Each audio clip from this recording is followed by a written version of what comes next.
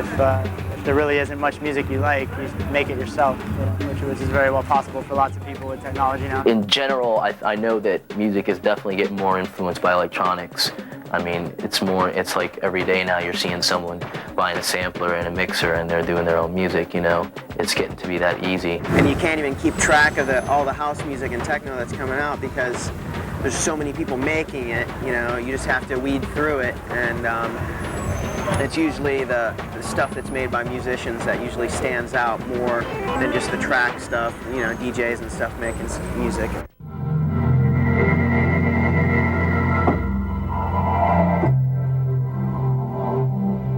Stuff we've been doing lately that me and Ryan have been working on has been like a mixture of using a lot of really very spacious sounds, a lot of different types of sound effects, going with very hard beats, anything from mellow to very fast, some being really, really slow. It just really depends, but a lot of stuff does have danceable rhythms in it. I mean, it is very chilled out sounding than a lot of the stuff I guess you hear in the clubs being played, but at the same time it's not as chilled out as some of the ambient stuff that is out. I am influenced by a lot of the recent ambient stuff that's coming out. I think Future Sound London, they're really good. Those guys are fucking great. And Space Time Continuum, there's a lot of bands lately that I've just recently got into because I haven't been into this whole ambient thing for long. When it comes time to work on something new, we just kind of gather up all the sounds that we've got, that we've experimented with, and just start playing around, see what happens. You've gathered a lot of ideas and sounds, and you don't think about them, but as you're working, these ideas subconsciously just come about, and these songs happen, and you just sit there and you're like, wow. Anything can happen because you've got sampling, and sampling's basically taken over dance music, and you can do anything with a sampler, you can do anything, you can make endless amounts of sounds with synthesizers, you can always come up with something new. Mainly been doing a lot of sampling within the studio. That's one thing that we do a lot of, is taking, whether it's drum beats that we've programmed, or whether it's sounds that we've programmed, or a piece, or even a line that's being sequenced or something, we'll run it through effects, process it, sample it, mess around with it in the sampler, take that, throw it through more effects, through the mixing board, resample it again, until we just get something, until to the point where we're like, oh man, that sounds great, let's not do anything else to it. You can set, each key can have a different sample on it, and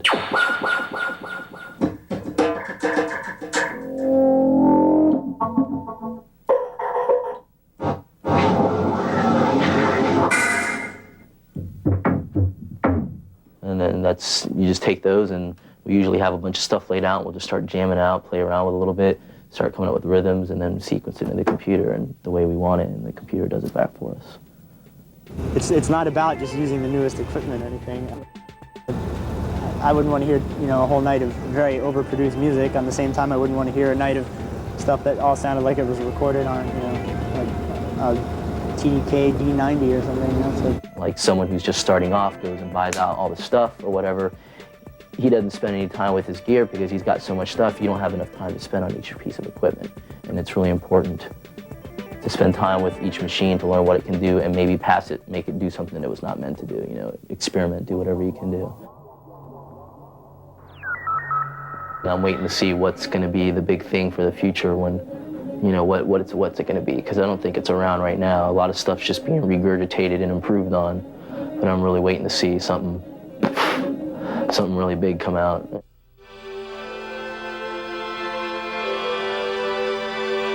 I mean, with dance music, it's like, you can do everything completely yourself. It's like you make your record, you spend some money, you press your record, you send your record out to people who you think want your record. Hopefully they play your record. Eventually maybe someone signs your record. It's the beauty of it is, it can all be underground and get commercial, but there's certainly no problem with it when it's the commercialism that comes to the record after it's done its job in the underground. We'd like our music to hit all the raves, to be played everywhere, to hit all the clubs, So it's definitely, when you have major label support, that has a more of a possibility of happening. So you have to always consider that. On the other hand, if you get too big, then you don't get as much respect with the underground scene. So there's a gray area that you have to kind of hang in, you know, and that's kind of what we're going to try to do.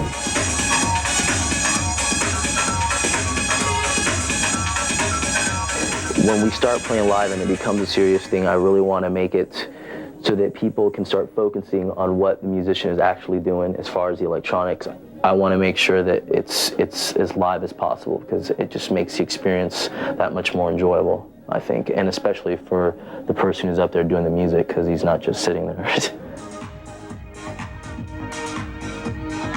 I'm sure I speak for Dave as well when I say we want to just be able to do what we want to do. I mean, if we make enough money to be happy and buy the equipment we want and to make the tracks that we want to, and that people continue to buy them and appreciate them, I think that's the most you could ask for on a personal level.